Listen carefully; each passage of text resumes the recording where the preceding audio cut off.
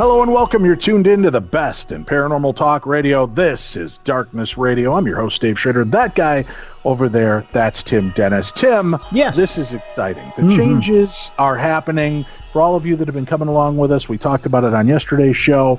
The episodes are going to be available again. They are, for many of you listening to this now, on Stitcher, on the Darkness Radio app, on Stitcher Premium, Spotify, iTunes. You might just have to research, look for Darkness Radio on all these different platforms. I know many of you have been used to the Beyond the Darkness title that we used when we switched over to Podcast One. For those of you that have continued to listen, you realize that about 3-4 months ago, we started calling the show Darkness Radio again on air. Now that's how you may have to find it on all of the different services. But we're doing our best to make it as easy as we possibly can for you. And we want to thank you all for rejoining us in this journey into the strange and unusual. And Tim, it's been a while since we've talked about cryptids on this program. Yes, it has. I mean, on the news yesterday, we talked about some weird Bigfoot-related stories, and maybe we'll even touch base with Joshua Cutchin, our guest today, on those stories. But today, we're going to talk about a new book, Where the Footprints End, High Strangeness and the Bigfoot Phenomenon, Volume 1, Folklore. Joshua Cutchin, our guest on the program. He's been with us in the past. He is back with us today. It's great to have you, Joshua. Thank you so much for being here with us. An absolute pleasure. Now, this, we talked yesterday on the news. We ended up doing a bunch of dumb crimes because there was a weird story out of Nebraska. And I was wondering what your thoughts are on this, where there's this flag that was found at a cemetery that was torn and then braided. And now it's in some kind of Bigfoot museum in Nebraska, and the owner is touting that this is proof of Bigfoot. Bigfoot apparently likes to braid the horses of My Little Ponies, their tails, their manes, and now flags. What do you make of claims like this? Well, a couple of thoughts. Nebraska is not exactly the squatchiest state in the union. It's a little bit thinner in terms of sightings there. So that's neither here nor there, though. I mean, Bigfoot have been sighted, and some people will often say that, they haven't been sighted in Hawaii, but you can find like wild man accounts around Hawaii. So I'll go ahead and say 50 states. But it does come back to a real problem that I have with a lot of cryptozoology, is that they'll assign a source or they'll assign a culprit without actually seeing it. So yes, Bigfoot is known for braiding horses' manes. At the same time, if you were to go back 200, 300, 400 years to Western Europe, you'd find people saying the exact same thing about witches or fairies. So it's interesting to me that as our beliefs have gone away from things like witches and fairies, we've ascribed the braiding of things to a sort of new boogeyman for the 20th and 21st century. Again, now I'm coming right out of the gate here sounding like a skeptic, and that's not at all what I am. I do think that there is something behind the Bigfoot phenomena. I have to get a little bit. I have to tread carefully whenever something like that comes up in terms of saying, Bigfoot must have done this, because I think that a lot of the way that we interpret paranormal phenomena is very much context dependent. A good friend of mine, Soraya Azkath, over at the Where Did the Road Go podcast, once said that depending on your situation, depending on your setting, you might interpret the same phenomena in different ways. So an anomalous light in the sky is a UFO. An anomalous light bouncing across the hills of Ireland might be a fairy light. An anomalous light in an old decrepit house might be a ghost. Similarly, anomalous lights have been associated with Bigfoot as well. So I think it's almost like a Rorschach test in that way. If you didn't see Bigfoot do it, but you say that Bigfoot did it, it says a lot about your interests in these topics. One of the things in the new book that I co-authored with my good friend Timothy Renner is a chapter on the similarities between Bigfoot reports and poltergeist reports, specifically the sort of reports that the BFRO, the Bigfoot Field Researchers Organization, would call Class B reports. So these are reports where things seem to be indicative of Sasquatch activity, Sasquatch behavior, but a Sasquatch wasn't seen. So things like wood knocks, vocalizations, anomalous smells, the tossing of rocks, even footprints and trackways and things along those lines. If you take all those things and you put them in a house, people would say poltergeist. So that's part of what the chapter is really sort of unpacking these anomalies and saying, well, if you didn't see Bigfoot do it, you can't say Bigfoot did it. So that's sort of where I land on that. I think that it could be. I'm not saying it's not Bigfoot. I'm just saying it's a little bit of a leap to say it was Bigfoot. For all we know, it was a hobo. There's no telling. Yeah, I hear hobos are big into braiding horses' manes, and there's nothing much to do. Tim and I were pontificating yesterday that Bigfoot just likes to talk about boys while braiding the hair of ponies, and eating late night snacks and maybe even playing with the Ouija board. But it's interesting that you attribute it to, or not attribute it, but you find a correlation between Bigfoot experiences and poltergeist activity. And you're right, it is strange. Now, there have been a lot of new theories bandied about that it is an interdimensional creature, that it is a ghost of a former creature.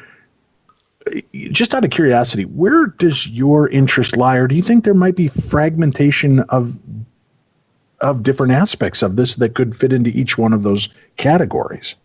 Well, I mean, you're asking me on a Friday, so who knows how I'm going to feel on a Saturday. I tend to get a little bit more Jungian in terms of the way that I think. A lot of the ways that Bigfoot is attributed, behaviorally speaking, you can find direct antecedents for in the wild man folklore of the old world, basically. And these behaviors are quite closely mimicked in a lot of indigenous lore in the Americas. I'm sympathetic to the idea of interdimensionality, but to me it seems like a really unfalsifiable idea, especially considering we don't exactly know what dimensions are. It's sort of a variation, for me at least, on that old ad absurdum argument of how many angels can dance on the head of a pin. I mean, it sounds like perfectly reasonable for people who are interested in these topics, a perfectly reasonable explanation, but we still don't really know what that means. So I'll leave that topic on the table, but I won't necessarily commit to it. If you look at again this wild man archetype, sometimes I wonder, with the way that these phenomena, again, being defined by setting and defined by the culture that's around them, I wonder if we aren't sort of generating some of these things ourselves in our collective unconscious, and they're sort of being reified. They're being made real. So talking about the thought form foundation, or even tulpas, whatever you want to ascribe a name to them as, you think that there might be some aspect of that? I do, because the reality is that there are a lot more strange Bigfoot reports than the cryptozoological rank and file really want to admit. And when you sort of see how many of these reports overlap with people who have had other anomalies in their lives or have seen other strange things, it sort of really does raise your eyebrows. I know that a lot of cryptozoologists out there like to downplay the UFO Bigfoot connection, but it's very rare to see a Bigfoot, and it's very rare to see a UFO. So you can imagine how exponentially rare it is to see two of them in the same night, or two of them in close proximity to one another. It's not a definitive connection, but it definitely implies that there is some sort of connection there between these different things that we like to silo off because it's neat and tidy. The truth of the matter is, these things all really do blend together in some very, very untidy ways. Well, let's get weird for a minute, Joshua. Let's talk about the thought form, the being. What if, just throwing this out as and I know you can't give me a definitive answer, but I'm just curious if this is something that has been spoken about. Are we breathing life into an inanimate creature, something that isn't real, but our focus is helping to create this? Or could it be that they've always existed, and much like the movie They Live, until you wear the glasses, until you've put yourself in that position of seeking them, looking, or something, that's what starts to give them the ability to be seen more. The more belief, the more power that's given to them, the more corporeal they become. So they're not something that we're wishing into existence. They're something that exists, and with our interest and awareness becomes more visible, more powerful, stronger entity in order to be seen. I think that there's a lot of validity to that. Back in, the 60s and 70s, whenever people would have multiple UFO sightings, people would say, "Oh, you're a repeater." That was one of the terms that they used to throw out, and they usually were looked on with derision by ufologists because, I mean, again, UFOs are a rare thing to see. How could you possibly see 10 of them in your lifetime? But as the thinking in ufology has sort of evolved, it's now become, I would dare say, more believable when people have multiple sightings, a lifetime of sightings, and similarly, not often talked about in the Bigfoot community. When people see Bigfoot once, they're more likely to see it again, either in a habituation situation or, literally random chance as a Bigfoot crosses the road or something along those lines. The people who tend to believe that Bigfoot is a flesh and blood creature, which, again, I'm not ruling out. It's possible that it's a very weird flesh and blood creature, but the people who believe that Bigfoot is a flesh and blood creature say, well, once you've seen them once, it's easier to see them because you know what to look for. But I'm much more sympathetic to an idea along what you just proposed, that once you know how to see them, you sort of open yourself up to them. And that would also perhaps explain why people who do see Bigfoot sometimes have other odd things happening in their homes, or they see Bigfoot, on the heels of a death in the family, or on the heels of having poltergeist activity. There are a couple of things that I found in my research, including a pretty famous incident in Rochdale, Indiana, that that indicate that not only was there a Bigfoot on the property, but they would also have poltergeist phenomena in their home. Some really strange stuff. So I think that we kind of all are dealing with some sort of big soup. Regarding the tulpa thing, that I like the idea of tulpas, and I think that there's absolutely a reality to that idea. I do think that we are dealing with some sort of other intelligence, and I think that it wears many masks, and that it's sometimes playing upon our personal expectations of what we're going to see. Sometimes that's kind of, if I had to pin down how I feel about all these phenomena in general, that's as close to a definitive statement about belief from my perspective as I can get. So many different aspects of this creature are intriguing to me. The ghost-like way it's there 1 second, gone the next. The concept that what we're dealing with is really nothing more than just another tribe of humans, like the Native Americans seem to refer to them. They're just a hidden or more strategic species. Then to the fact that is it alien in nature?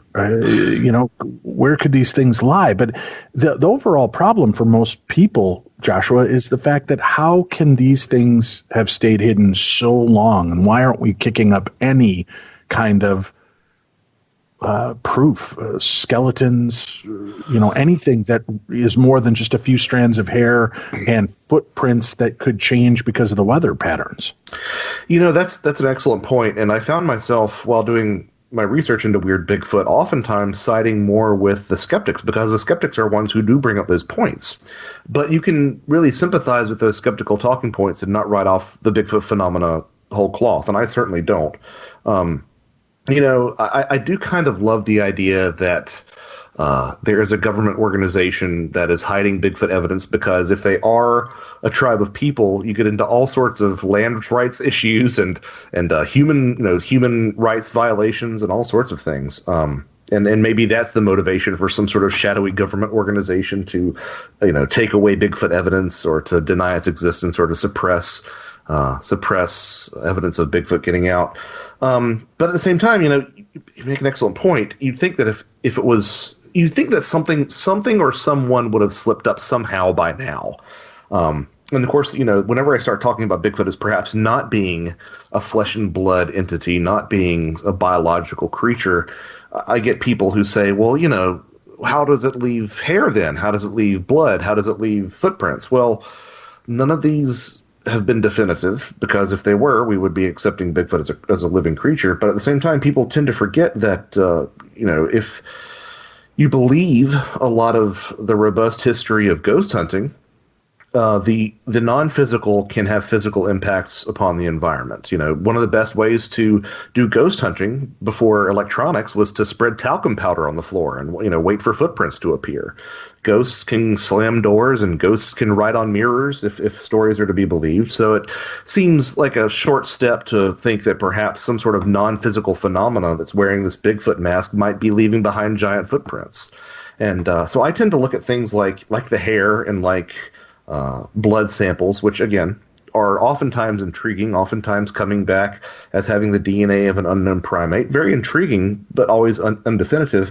I tend to look at those things in more of a continuum with ectoplasm, that was generated by mediums during seances, or this angel hair that's found at UFO landing sites sometimes. That's actually a physical material that sort of basically evaporates in someone's hand.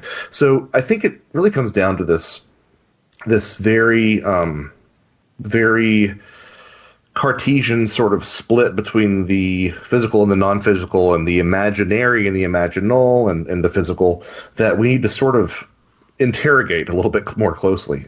Because I think that as science continues to march on, it's becoming apparent that non-physical phenomena, non-tangible, non-material phenomena can have an impact in our reality. I mean, the number of laboratory experiments that are very much in support of the existence of psi phenomena prove this. Psi phenomena is an intangible, internalized ability that is able to manifest changes or predictions in our waking normal three-dimensional reality as we know it. And I think that is probably going to be a more successful area of inquiry than continuing to look for a Bigfoot body, honestly.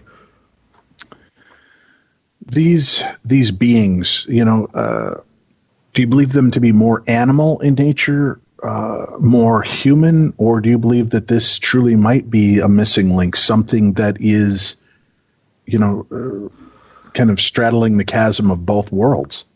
Well, I feel relatively confident saying that if it's an animal, it's a strange animal, or one of the ideas that I'm kind of fond of is, I'm sure you're familiar with the connections between UFOs and owls, as outlined by the work of my friend Mike Cleland. Yeah.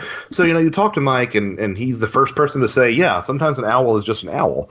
But sometimes the owl is weird, and sometimes it seems as if something is sort of utilizing the imagery of the owl for its own ends. So I kind of wonder if maybe there actually isn't a flesh and blood Bigfoot population that's very isolated, that sometimes gets chosen as the image for whatever this other intelligence is using. Now, of course, that's, really is multiplying unnecessarily.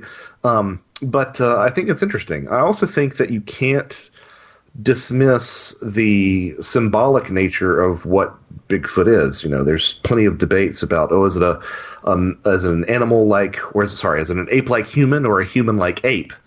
For me, the jury is out. I do think it's interesting that it almost is sort of this coincidentia oppositorum of man and animal that we're seeing. Again, to get Jungian, it's almost like an externalization of an animalistic urge. Which I know, again, some people are going to listen to this and say, oh, he doesn't think any of this is real. No, I definitely think it's real. I definitely think it's strange. I find the symbolism more elegant than actually trying to put a pin in exactly what it is. I think that, again, you're asking me on a Friday. You ask me tomorrow, my opinion's probably going to change. But I think we're dealing with some sort of intelligence that likes to wear a lot of different masks. Is this being becoming more aggressive, do you believe, as we're infringing more and more into the wildlife? Because, we've covered for the last 4 or 5 years more violent contact with the species known as Bigfoot, Yeti, skunk ape, Sasquatch, boogers, hairy boogers, wildmen, whatever you want to refer to them as. But it seems to be amping up. Or has it always been that way? It just was so spread out before, and now with the advent of the internet, you can find all these stories a little bit more compact. Well, the interesting question is you always hear about the people who got away, right? You never hear about the people who didn't get away or were killed or something. And some people will want to fold in the David Paulides Missing 411 research into this, which I think, if you look at Bigfoot as strictly being a flesh and blood animal, is not a good fit. If you look at Bigfoot as being a symptom of something far larger and stranger, it could possibly be a good fit in a lot of those cases. I have an inclination to believe that we're just hearing about more aggressive cases. If you look back, my co-author Timothy Renner has done some real intensive research into older newspapers going back as far as 200 years, both on the West Coast and in his home state of Pennsylvania, that have some pretty aggressive wild man stories as well. I just think that perhaps maybe the internet is bringing a lot of these stories to the forefront. I do think that this is like Bigfoot time right now. I mean, I would argue that Bigfoot is at the level of popularity that the gray alien was in the 1990s. I mean, you see people who are quote-unquote normies who aren't interested in these topics with Bigfoot bumper stickers and Bigfoot T-shirts. And, you know, I think every day I'll see somebody with some sort of Bigfoot paraphernalia. And it's not like I'm on the West Coast. I mean, I'm here in Georgia, which, you know, North Georgia is a bit of a hot spot in and of itself, but it's not like it's really ingrained in the culture at all. And I do wonder, you know, if it's not, again, looking at this at a 10,000 foot symbolic level, I do wonder if the interpretation of Bigfoot as a forest guardian doesn't have something to do with that. I mean, I think even the most skeptical of people would say that regardless of what's causing it, Mother Earth does not seem happy right now. And there's a lot of things that are going on that make me think that the environment is in some dire straits. And I wonder if this, you know, quote unquote forest guardian, whether that means, you know, an actual forest guardian spirit or the archetype of the forest guardian, or again a tulpa that we're projecting, I wonder if that isn't sort of becoming activated as we continue down this path of destruction that we're on. That's interesting. That's, you know, I was kind of wondering if during the COVID crisis, especially the heat of it, when everybody was on lockdown for 90 days, right? If there would be more sightings through trail cams and even personal sightings, because we're not out there leaving food behind. We're not, you know, the garbage dumpsters, things like that weren't available to them to dig through. Would they come in like animals would? Come closer, looking for food, looking for interaction, or to find out, obviously, you know, they're not listening to our podcast that I'm aware of to find out that COVID's out there, right? Could they be searching Right. for an answer to where the people have gone? Well, yeah, like all those early lockdown videos of different animals returning or, you know, getting closer into cities. No, that's a really good and interesting point. I wish that, you know, it's a problem that Jacques Vallée found when he was trying to amass a bunch of, you know, UFO research into one place to analyze it. It's the garbage in, garbage out problem. You know, it's so hard to verify these stories, and there's no one-stop shop for collecting them. And then, you know, you have people who are collecting stories that have biases, and they'll throw out stories if it doesn't conform to their pet hypothesis.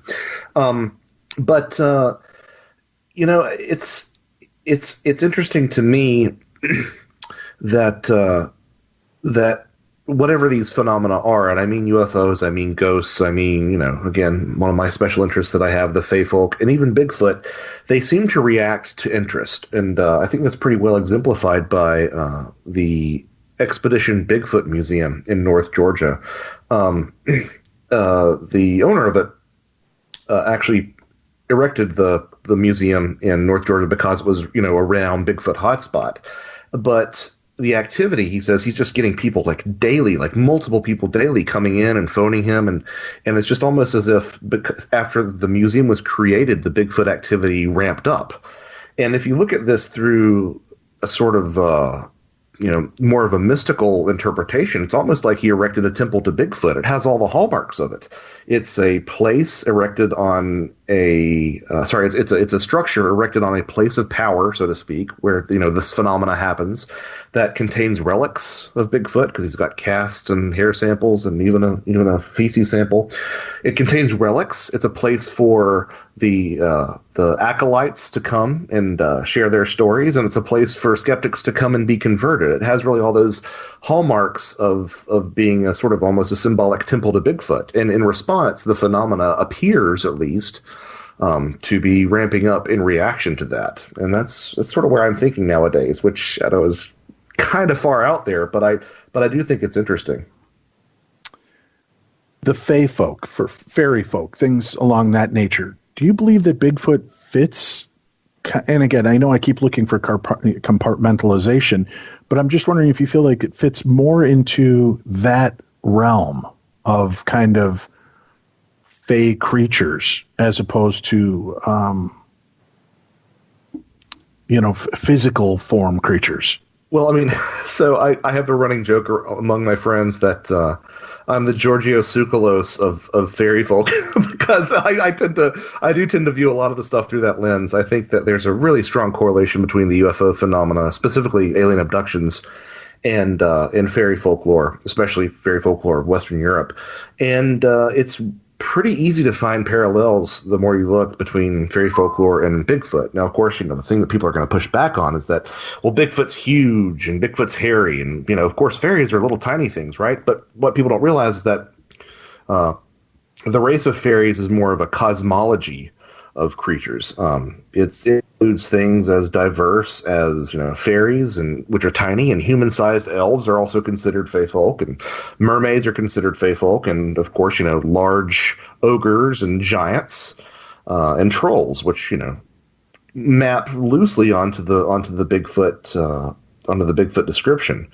When you add this in with the fact that there are plenty of stories describing fairies changing shape and size, and some weird Bigfoot stories of large hairy hominids shrinking from a man size to a smaller size, it becomes more compelling.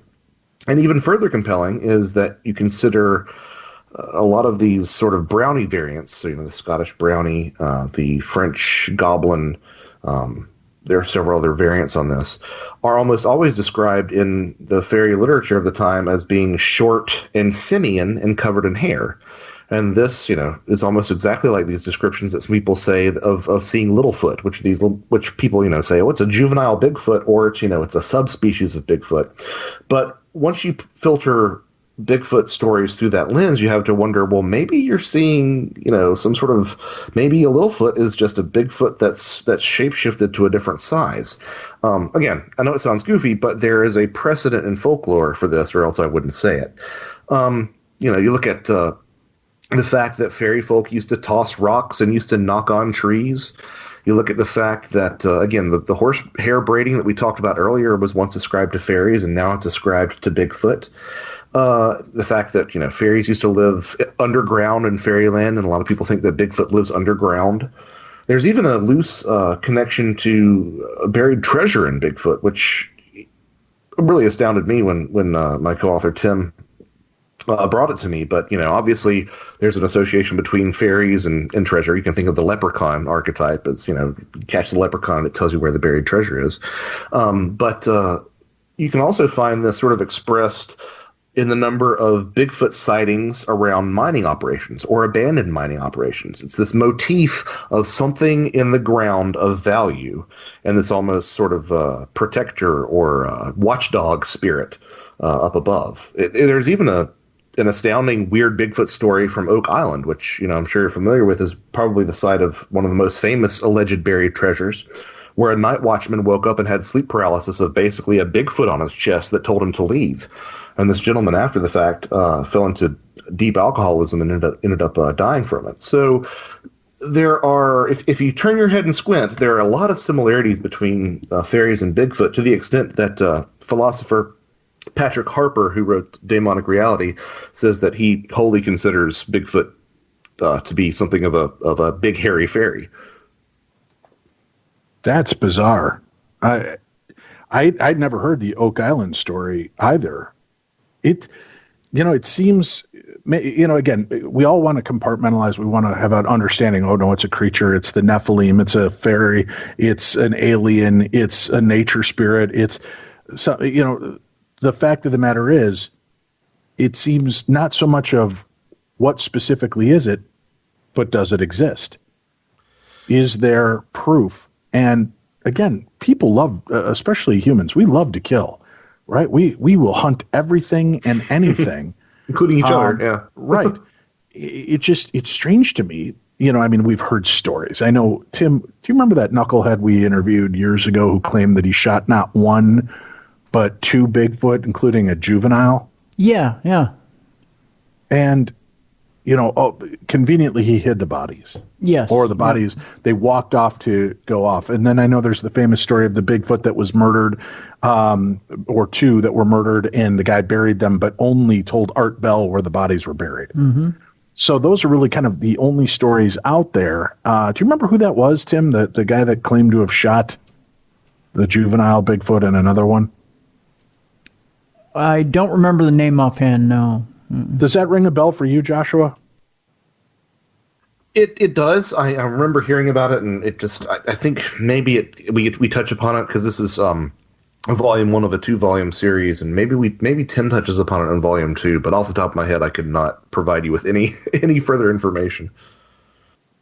It's bonkers. Yeah, that story pissed me and many listeners off, especially when he saw the thing, got out of his car, sighted it, and took a shot before, and he even admits on air that he took the shot before even, it could have been somebody in a ghillie suit, could have been something like that, but he took the shot anyway. Was this Justin Smeha? Yes. Yeah, okay, that was it. Yeah. Oh, yeah. And he went up there and he supposedly carved off a hunk of the juvenile's body, and, again, like everything. They call it the stake, right? Isn't that the famous bit, the stake? So bizarre. Bizarre. It's interesting. I mentioned Patrick Harper, and he actually blurbed the book. I was very fortunate to have him do that because he's something of a role model of mine in this subject. And I remember, sending him the PDF, and he's like, "So what's the thesis of the book?" And I said, "There really isn't a thesis of the book besides the fact that Bigfoot's weird, because somebody who reads it might be like, well, what are they saying? Because they're comparing Bigfoot to poltergeists, and they're comparing Bigfoot to fairies and aliens and witches and magical occult practice and ghosts, and, the archetypal sort of ghostly women in white makes a huge and substantial appearance in there. What are you actually saying Bigfoot is?" And both Tim and I don't have an answer after, writing, 200,000 words on this. We just don't have an answer, except the fact that Bigfoot's weird and that people consistently downplay the weirdness. Are you familiar with the Ape Canyon incident? Off the top of my head with that title, no. But it doesn't mean I haven't heard it and just am not applying the right name to it. Let's do this. So let's take a quick break. All right. Joshua Cutchin, our guest, and we've got a link up for his book, Where the Footprints End, High Strangeness and the Bigfoot Phenomena. When we return, stay tuned. You're listening to Darkness Radio. I'm Andrew Saul, Commissioner of Social Security. Beware of telephone scammers pretending to be government employees. Real Social Security employees will never threaten you. Callers threatening you with arrest or other legal action and demanding money are not from us. If you receive a call like this, hang up, do not provide them with any form of payment or information. Report the call at oig.ssa.gov. There are everyday actions to help prevent the spread of respiratory diseases. Wash your hands. Avoid close contact with people who are sick. Avoid touching your eyes, nose, and mouth. Stay home when you are sick. Cover your cough or sneeze. Clean and disinfect frequently touched objects with household cleaning spray. For more information, visit cdc.gov/COVID-19. This message brought to you by the National Association of Broadcasters and this station. We're back. Very high strangeness. Bigfoot phenomena. That's our topic today. Where the Footprints End is the name of the book. We have a link for it on today's program. Make sure you click it, read it, then go out and rate and review the book. It's always good to do. All right, Joshua, before the break, you had a story to share with us. Please, feel free. So I'm sure that you've heard the Ape Canyon story before because it's one of those sort of darlings of cryptozoology that they like to talk about. It's about the story of some miners in Washington State who were besieged at their cabin by these apes. And, over time, it's people have reported it differently as these apes throwing boulders at the cabin, but it's used as one of these great stories about how these man monkeys, these large hairy hominids, attacked these miners. And what's fascinating to me is as Tim and I sort of kept on looking into these big landmark stories of Bigfoot study, is how certain odd details get omitted. So the Ape Canyon incident was about 2 miles from Mount St. Helens, and it was actually the area was named Ape Canyon after this incident. And one of the miners was named Fred Beck. And the story started out simply enough, according to the way that most people report it, of them seeing some large footprints, and then someone took a pot shot at a creature with this black brown hair. It was about 7 feet tall. And then later that night is when they had the siege on their cabin, with like one of the creatures reaching its hands through between the logs, and they basically were firing their rifles out of the missing chinking in the cabin, and pelted with rocks on the roof. But what doesn't get talked about in Ape Canyon by your mainstream cryptozoologists are some of the anomalies surrounding it. Fred Beck, to his dying day, interpreted the creatures as being paranormal and not physical at all. Beck had a long-standing series of interactions with the paranormal since childhood. The actual mining site that they were at was named the Vander White Mine, and they named it after this female spirit that appeared to Beck.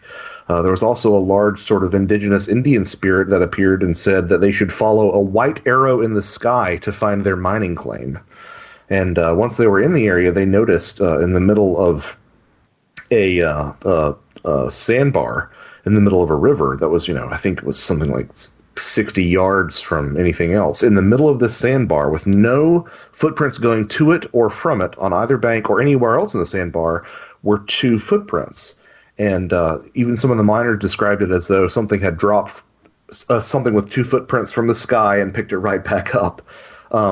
While at the Ape Canyon site, Fred Beck actually had need of a pencil and claims that a pencil apported into his hand from his home 60 miles away. And there was also a large drumming sound that was heard underground at the site as well. So these are the things that people kind of leave out when they cherry pick these stories, and a lot of Bigfoot stories have these details in them. You can sort of loosely say that the people who tend to believe that Bigfoot is a flesh and blood creature are the ones who happen to see it fleetingly. So a roadside crossing, or a hunter who sees a Bigfoot walk through, or a Bigfoot chasing a deer, or something along those lines. The people who have longer encounters with Bigfoot are much more likely to report these anomalies. Not only in things like the Ape Canyon incident, but also with people who claim to be Bigfoot habituators, who have Bigfoot on their property and are feeding them. A lot of times they'll say, "Oh yeah, my house is haunted as well." Just strange things like that. And when you combine that with, again, the lack of evidence, the way that there are several stories that I've heard of people setting up game cams in a circle around some bait, and in one frame it's there, and the next frame it's not. At an area of Bigfoot activity, it really does point to something a little bit super normal going on here. I like that, super normal. What are now you tagged some of the other strange aspects, right? Fay Folk, ghosts, poltergeist, alien, and connections to witchcraft. Enlighten us on that. I know we have a big swath of our audience that's going to be fascinated with that connection. Yeah, so when I say witchcraft, I don't mean, modern practitioners of witchcraft. I mean, that typical reviled witch that, of old world folklore that was something that was not to be messed with, that lived on the fringes of society and, stole children and whatnot. Kind of like Tim. Yeah. I understand. No, this connection came to me in a sort of odd way. The Minerva monster sightings from 1978 in Minerva, Ohio. There was a witness, Scott Finnegan, who says that he actually saw the Minerva monster, which was, a Bigfoot. When a friend said, "Hey, there's a hairy witch that lives, down behind our barn," and he saw this big hairy creature that the friend described as a hairy witch, and I said to myself, "That's odd." And I remembered the Blair Witch Project involves, a witch, that was described in one scene by one of the supposed witnesses. I know it's fiction, folks. Don't at me. But described the Blair Witch as being hairy. So I'm like, well, was there a basis? Did the creators pick up on something in folklore about hairy witches from that? And sure enough, that's interesting. And twisted branches and all the little weird aspects of the Blair Witch.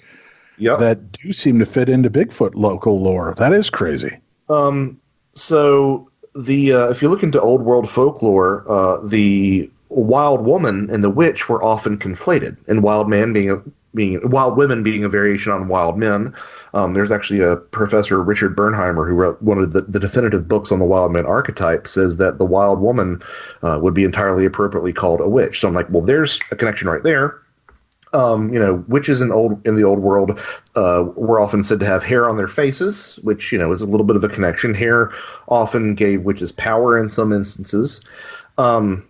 If you expand the scope of this connection a little bit further and say, well, not just witches, but let's also just look at, sorcerers and magical practitioners.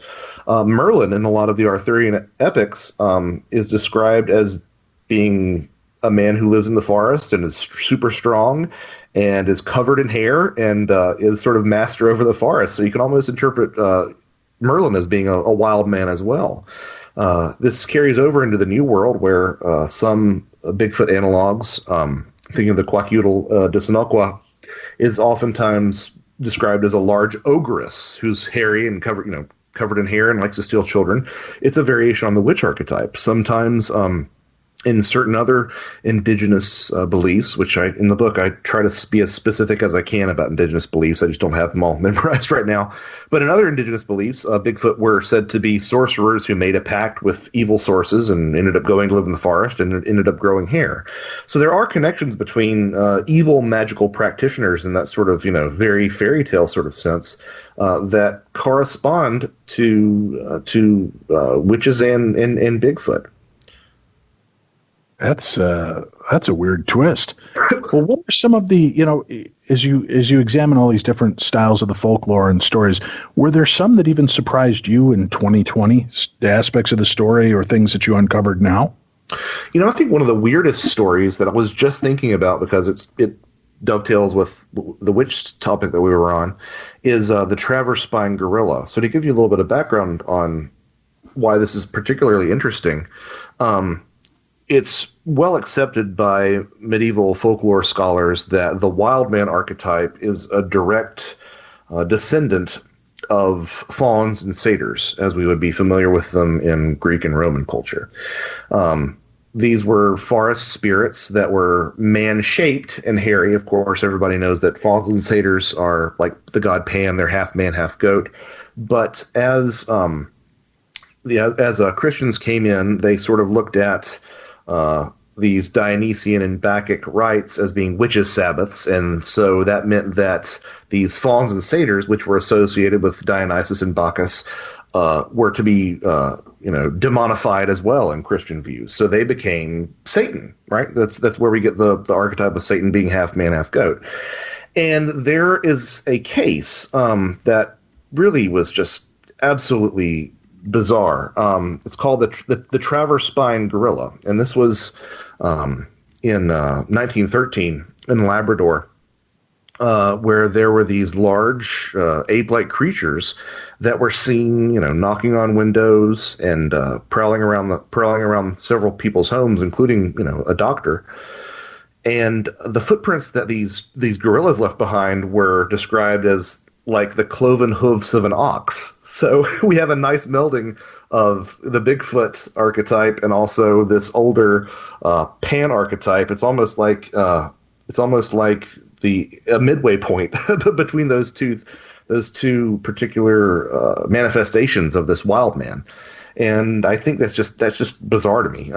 In volume 2, I go into the anomalies with footprints, which, there are these really goofy looking 3-toed footprints and, some 4-toed footprints and sometimes 6-toed footprints that are all attributed to Bigfoot, and really trying to unpack what that could possibly mean. While we're on this topic of footprints. Well, don't you think that what that could possibly mean is if there's a small pool of them, inbreeding has to be a part of that aspect, and you're going to see some mutations that would occur during that. Yeah, that's a common argument, but the truth of the matter is that the three-toed footprints are not really confined to a specific area. What's more is that the condition that might provide a fusing of toes syndactylly very rarely manifests symmetrically. So you might see one foot with some merging of toes and the other one wouldn't have it. That's what you would expect in an inbred population. But beyond that, the footprints are entirely different, especially those three-toed footprints are entirely different in shape. They, the heel looks elongated, and the toes themselves don't really look like they're like what you would expect from a typical Bigfoot or human footprint where the toes have merged together. What they do kind of look like, interestingly enough, is they look much more akin to a bird's foot. Because when birds have 4 toes, but they've got 3 toes in the front and this one elongated toe in the back that sort of almost looks like a heel print. And believe it or not, there's a lot of Native American legends talking about these large, shaggy creatures with birds' feet. And there's even a story from County Tipperary in Ireland of a folktale, of course, of a fairy queen who was so offended by someone moving onto her land that she masqueraded in a lot of different forms, one of which was that of a large ape with turkey's feet. So it's like, just you hear that, and it's like, what does this even mean?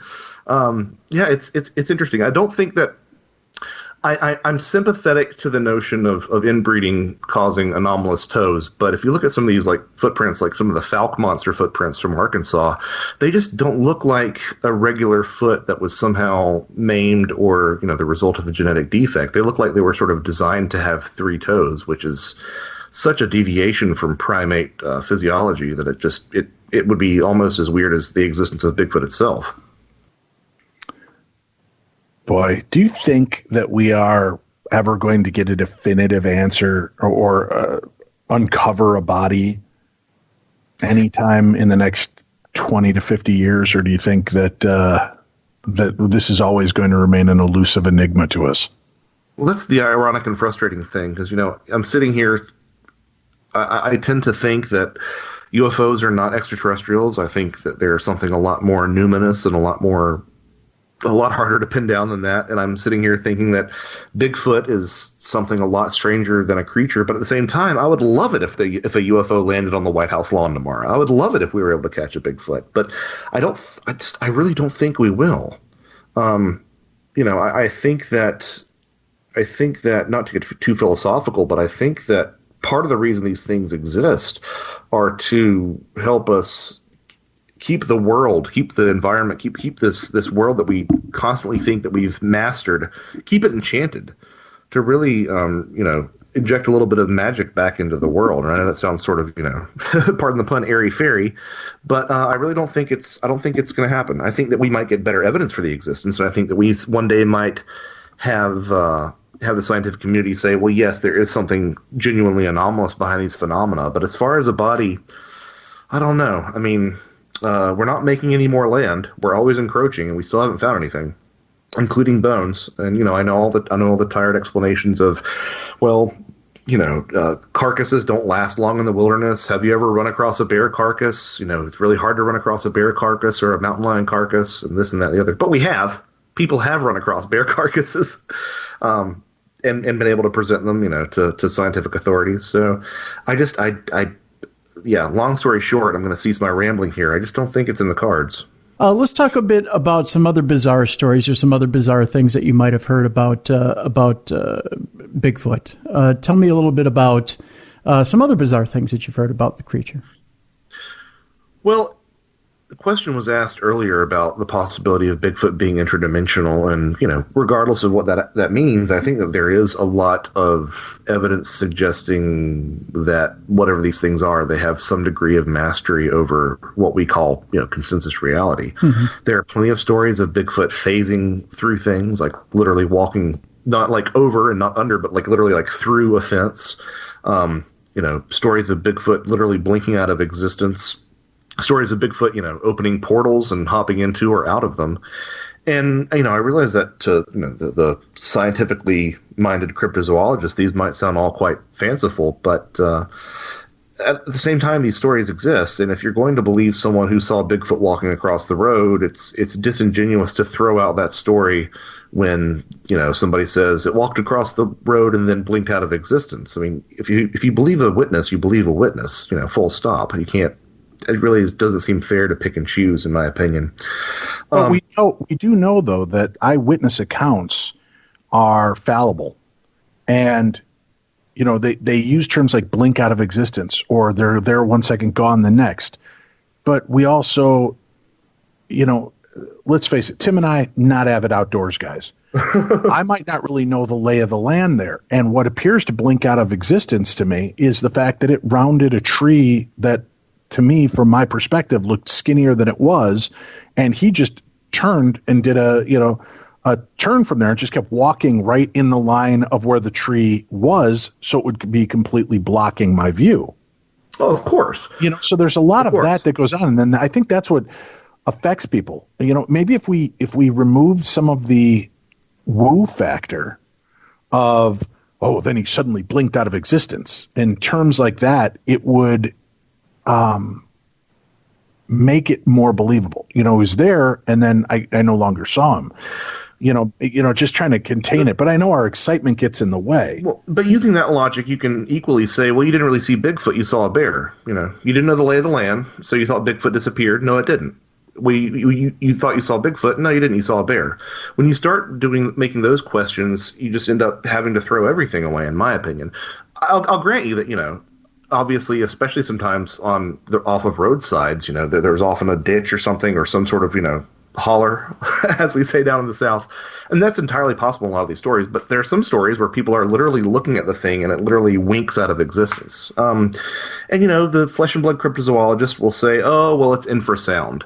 And that's all fine and good. But these are the same cryptozoologists who will say, well, don't explain one unknown with another unknown. And it's like, well, okay, well, yeah, infrasound is something that exists, but it seems like that's sort of a catch-all for a lot of these anomalies. Oh, you know, the Bigfoot blinked out of existence. Well, it zapped you with infrasound, and you got nauseous and blinked, and it made its escape. Or, you know, you feel disoriented in the woods after seeing Bigfoot. It's infrasound. It's almost like that's sort of a catch-all that's really absolutely unproven. Now, of course, granted, we know that infrasound exists, but it seems like a little bit of a leap.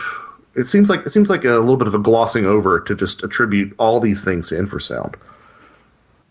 Oh, and I totally get that. The concept that these are you know, I mean, there's so many people that have cited this. People that aren't just, you know, drunk hillbillies that were hiding their still in the, you know, back 40 of their Alabama farm. But you've got police, you've got firefighters, you've got moms and dads, you've got lawyers, you've got fishermen, you've got a wide swath of people from different walks of life that have seen this.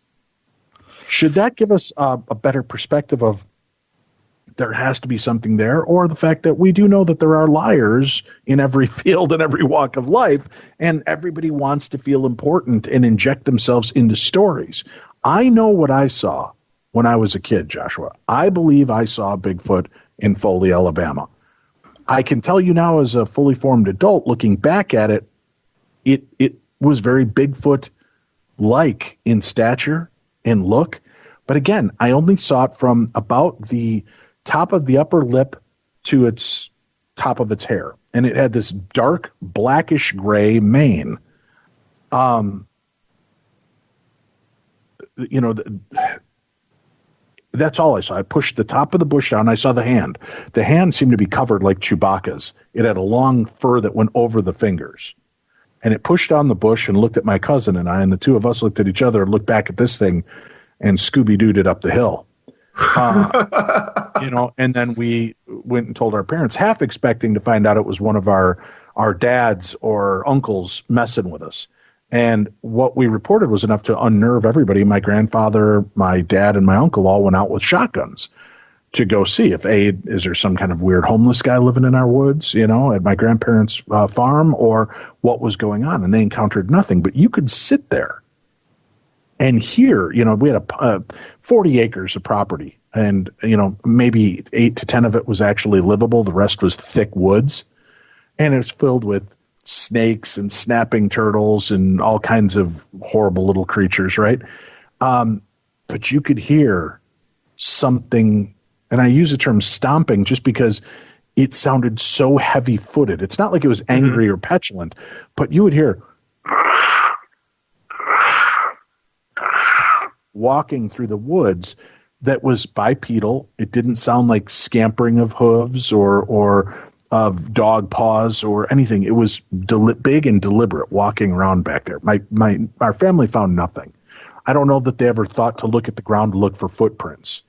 But it was enough to freak me and my cousin out for a good long time from being out there, and especially as it got darker. We used to love to play out there and catch fireflies and mess around at night. But once we saw that, we both avoided going out at night like the plague.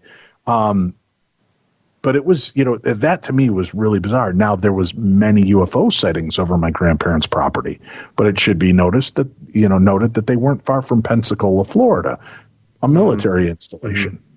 And where would you maybe fly over and do weird things to, practice? Over 40 acres of pretty much unused property. So I don't know. There's a weird correlation. I know what I saw. It is nuts, but where do we stand on who do we believe? Like you said, you either believe an eyewitness or you don't. You believe their story or you don't. But there are certain aspects that are very believable. Then some of them turn on their ear and they're like, then it flipped me off and disappeared in a puff of purple smoke, and you're like, oh, geez, you had me till that moment. Yeah, I think you kind of have to go on a case-by-case basis. So first of all, I don't know if I should be, because these things are often traumatic, but I'm a little bit jealous of your experiences because I think I'm paranormal kryptonite over here. I do think that we get into this rhythm when we're looking at these subjects where you either believe everything or you believe nothing. But I think that we really do overestimate the number of hoaxes. I think that a lot of reports that are not what they seem to be or appear to be are genuine, honest misidentifications and mistakes. And, as you sort of alluded to earlier, memory is a real problem as well. A lot of times after you make that first memory, what you're doing is just reinforcing your memory of that memory, and it's it's like a bad old Xerox that you've Xeroxed 1,000 times starts to get artifacts all on it and stuff. But you kind of have to take it on a case-by-case basis. And what I find really compelling is when someone will say something and there's something that's a really strange an anomaly within an anomaly. So obviously Bigfoot is strange in and of itself regardless of what it is. But when you have something like, the middle finger and the puff of purple smoke, and I go back to, just for the record, that's not what I said. It was not. I know. I was just throwing that out there as a weird kind of ending to it, but go ahead. No, I like the specificity of that. So when somebody sees Bigfoot, flip someone the bird and disappear in a plume of purple smoke, and I go back to an old folklore account and it said, and doth this wild man did disappear in a plume of purple smoke and extendeth its middle finger. That's when I go, well, what are the odds of what are the odds of this very odd and specific thing, and things like that do happen here and there. What are the odds of someone making something up that has that sort of resonance in folklore? Am I to assume that this witness was going back through this unpublished book from 1977 that recorded that from an older text or something? It seems to me that when details are odd but have some sort of precedent, an obscure precedent in folklore, that's when I sort of sit up and go, huh.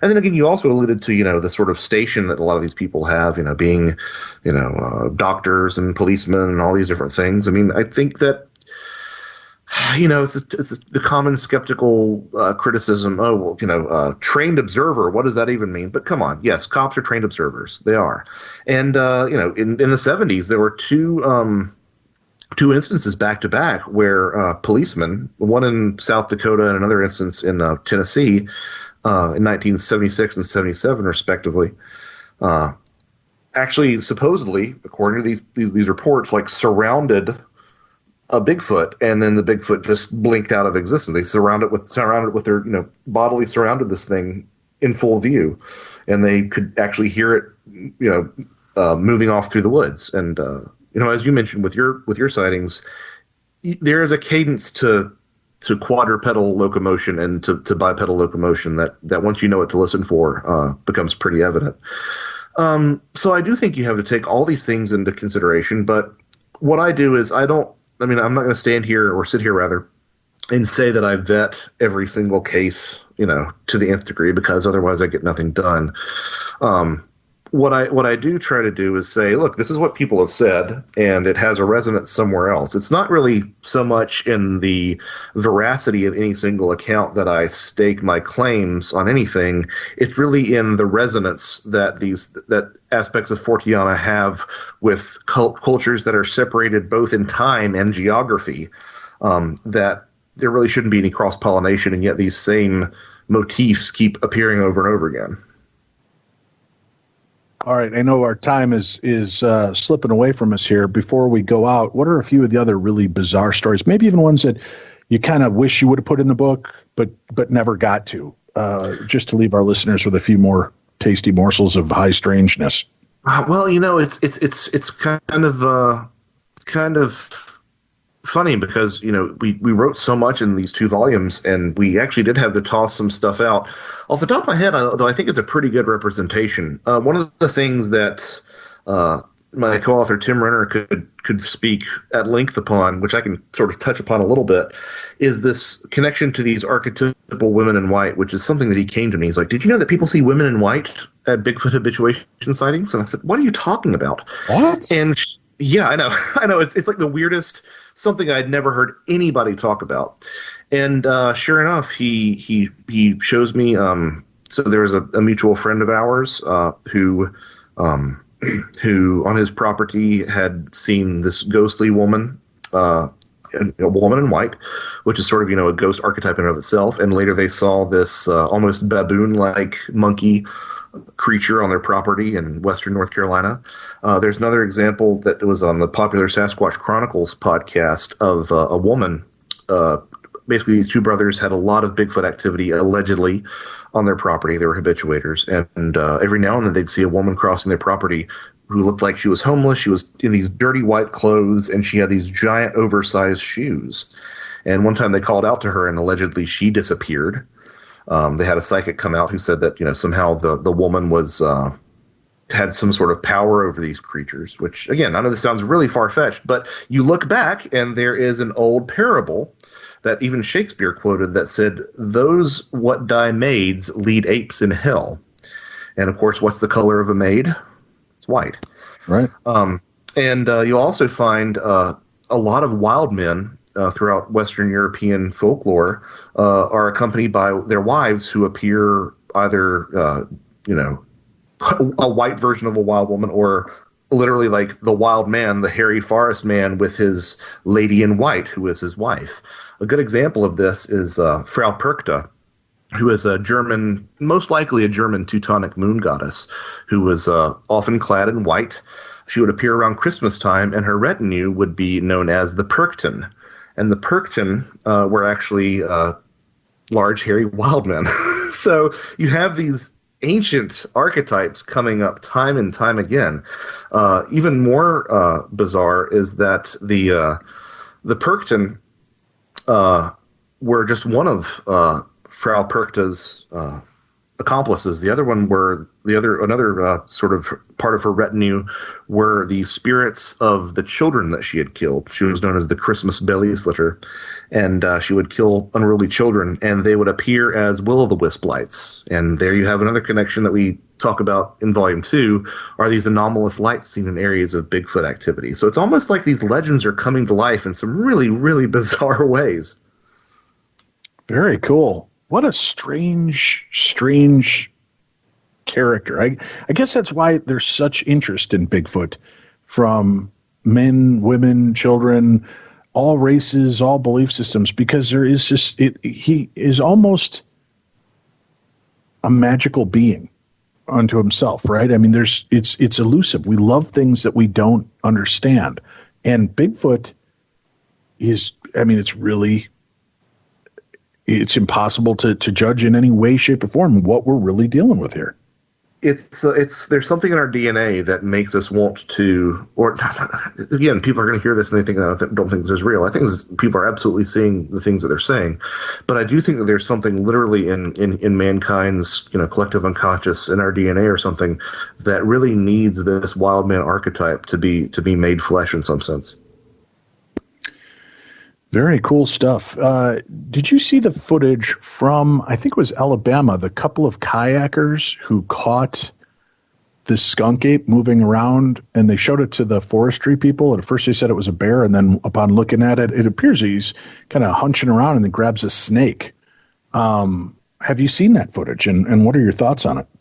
I have not seen that footage, but what's really interesting is that there is a story of an individual. The story was published in a 1929 Maclean's magazine by the gentleman by the name of Charlie Victor, who it's a really bizarre story, but he ended up taking aim at what ended up being a boy in the forest, and the boy cried out, and this wild woman runs up on them. It's a long story. We reprint it in the book. This wild woman runs up to him, and she's carrying something that he's described as looking like a snake. And this wild woman speaks English and puts a curse on him, telling him that he'll never shoot a bear again. And sure enough, he doesn't, and he actually goes lame some years later. He actually ends up having a leg injury where he can't walk anymore. So that interesting detail of picking up the snake is interesting to see that reflected. How long ago was this footage? How long ago did it surface? Let me see if I can find it again, and I can send it over to you. I believe it's kind of doing the circulation right now. Okay. And but the weird thing about it is, it's what's the word I'm looking for? It's circulating now, but I don't think it is recent. I want to say it was shot a few years ago. And I'm trying to see if I can find the story now, and of course it's not showing up. So here I am, wide-eyed, telling you all these crazy stories about Bigfoot, and at the same time, I'm an absolute cynic when it comes to photographic and video evidence. I mean, I just part of me thinks, you hear these stories about people who start to take pictures of UFOs, and they hear a voice in their head telling them not to take a picture, or similarly, something in the hunter's head tells them to not pull the trigger on Bigfoot. I think that these things kind of have some sort of sway over whether or not they can appear in photographs, which sounds really goofy, but I really do think that there might be. It's one of those self-negating aspects of the phenomena. As soon as you start paying attention to a poltergeist case, as soon as the media gets to the house, the activity drops off sharply. It's almost like these things are always in control of how much they're observed and how much evidence of them gets out. So I would love to see the footage, but to me, it's every time I see footage of anything, it's like, oh, okay, cool. It's never ever anything approaching proof for me.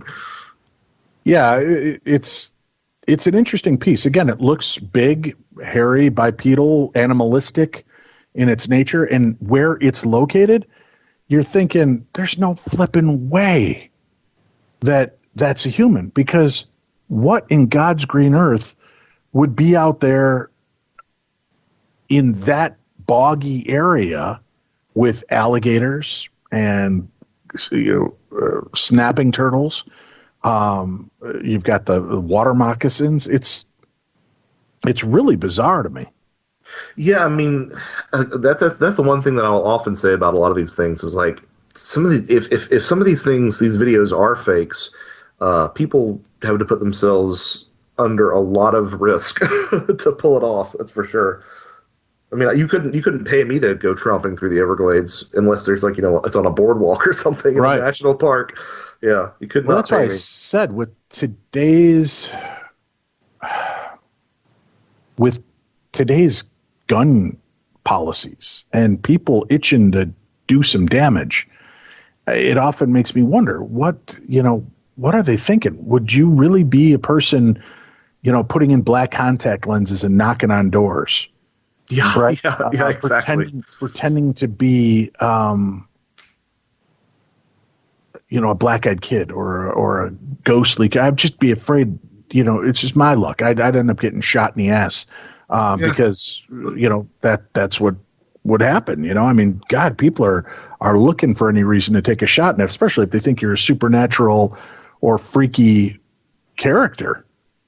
Oh yeah, 100%. No, yeah, it's yeah. You couldn't, like you said, you couldn't pay me enough. Especially with everybody seeming to own a gun nowadays. Yeah, that's what I'm getting at. Now, hang on. I think I located the article. I'm looking to, and do you have access while we're chatting to look at the video? Yeah, absolutely. You can drop it through Skype if you'd like. I can do that. Or are you on the Facebook? Yeah, I'm on the Facebook. The Facebook. I'm on the Facebook, and I also have my email open as well. So okay, let me see if I can pull this open, and I'll shoot it to both of you, Tim, and to you, Joshua, so you guys can take a peek at this footage and see it for yourself. Because again, I saw it today. It was included in a newsletter that I get, and I just, like I said, I thought it was unique enough and weird enough that because of the logistics of where it is, and this thing doesn't seem to be aware that anything else is around. So, kind of your thought of them not allowing themselves to be photographed, does that mean that they have to be aware that you're there photographing them? Yeah, that's a good question. I mean, it's like the old tree in the woods. Does a tree make a noise in the woods if there's nobody there to hear it? Is a Bigfoot blocking your ability to photograph it if it doesn't realize you're there? I sent it to your Joshua Cutchin author page. Yeah, let's take a look here. And yeah, Tim, so you should pop it up as well, Tim. Take a peek at it. With all my cynicism about things, I mean, I do think these things do mess up and get caught every now and then. I really am still waiting for an Anna to get over. Political season, yay.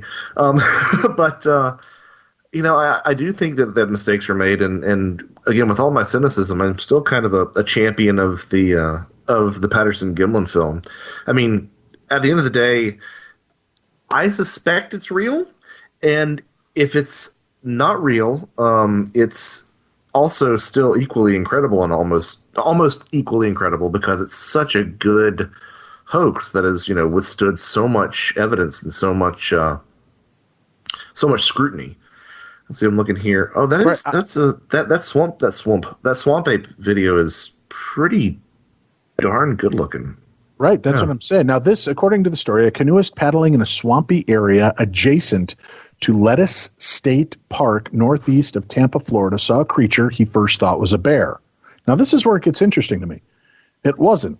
Thank goodness he pulled out his video camera and captured 3.5 minutes of the creature splashing through the water as it appears to be chasing down its lunch. The video is the clearest and most convincing, according to this article, we've seen of a swamp ape, which is Florida's name for Bigfoot. Now, what I'm going to do, folks, is, Tim, I'll include the link for this story on today's episode so that people can find it as well. So for those of you that get mad at me for referencing a story and not playing it, I'll put it up so that you can look at it and judge for yourself. But it's a pretty compelling piece of evidence, I think. Tim, have you had a chance to look at it yet? Yeah, I'm looking at it right now. I mean, it's not a bear. Whatever it is, it's not a bear, that's for sure. And I'm not entirely sure of the black bear population in the Everglades, if there is one. I imagine that there is off the top of my head. Yes, I know, folks. I'm on the computer and I can look at Google, but I'm choosing not to right now. But yeah, that's not a bear. I mean, I do know that they pay people pretty handsomely. I think it's like 30 yards per foot to kill the python population in the Everglades. But I don't think someone would do that barehanded. Nope. So yeah, it does look like it's going after something, which again begs the question. Here I am sitting on this body of evidence about weird Bigfoot, and why would a non-physical creature want to kill a snake? It just doesn't make any sense. So, I'm not married to any of this stuff. What I am, it's not that I'm married to ideas of Bigfoot being a non-physical creature. It's that I want people to engage with the strangeness a little bit more than they do, because a lot of these stories have a lot of oddness surrounding them. It's the subtitle of the book, high strangeness in the Bigfoot phenomena. There's sometimes a lot of high strangeness around these things. Very cool. Joshua, we can't thank you enough. And please, when Volume 2 comes out, reach out to us. Or if between those two, a big breaking story hits that you think is really fascinating about this that we should alert our listeners to, even if it's only for a few moments to pop on the show during our Supernatural News segment, we'd love to hear from you. Oh, I absolutely will. And I'm actually providing a little bit of a sneak peek of one of the chapters of Volume 2 at the 2020 Strange Realities Conference, which is actually online. You can visit the website at strangerealitiesconference.com. It's a real fantastic lineup of folks, and I'm closing out the entire event, so no pressure, right? But I'm doing my presentation is entitled "The Buzz and the Beast: Bigfoot Encounters and Altered States of Consciousness," which is territory that not a lot of people, if any, to my knowledge, have really taken a look at. So I'm really excited to present that, and you can find tickets for that. It's an online streaming event, so you can sit back, crack open a beer, and listen to all sorts of great folks yammer on. It's going to be a really, really fun time, I think. Awesome. Good stuff. Joshua Cutchin, thank you so much. How can people check out that, and what other projects and things do you have coming up that they can tune in for? Well, in addition to the conference, which is, I don't know if I said the date, September 25th, 26th, and 27th, you can get your fill of me if you're really a masochist and listen to me 24/7 by visiting joshuacutchin.com, JOSHUACUTCHIN.com. I have all my interviews cataloged there, a blog with some interesting bits and pieces here and there. I'm always working on my next book project, so I don't always blog as much as I should. But you can find it there, and you can find my books at Barnes & Noble and Amazon.com. I think Where the Footprints End is an Amazon exclusive because we printed it through them, my first self-published work. But if you would like to visit your brick and mortar store and place an order with them, that's you've got my vote, because I do love brick and mortar bookstores, and I know that they're always struggling to make ends meet. So if you can do it that way, do it that way. If you can't, that's fine too. And all my books are available online. You just got to look and go to my website, and you can find links to all of them. That's awesome. And we've got a link up for the book that we've been referring to today, so make sure you do pick it up. Where the Footprints End: High Strangeness and the Bigfoot Phenomena, Volume 1, Folklore. And next time we'll have you and get Tim Renner on with us at that time, and we'll talk to both of you and talk about the next aspect of the story you investigate. Sounds great. Thanks so much for having me on. I really appreciate it. It was a great conversation. Always a pleasure. Thank you so much, Joshua Cutchin. All right, kids, that's it for this week. Thank you for tuning in to the best in paranormal talk radio. For Tim, I'm Dave, and this is Darkness Radio.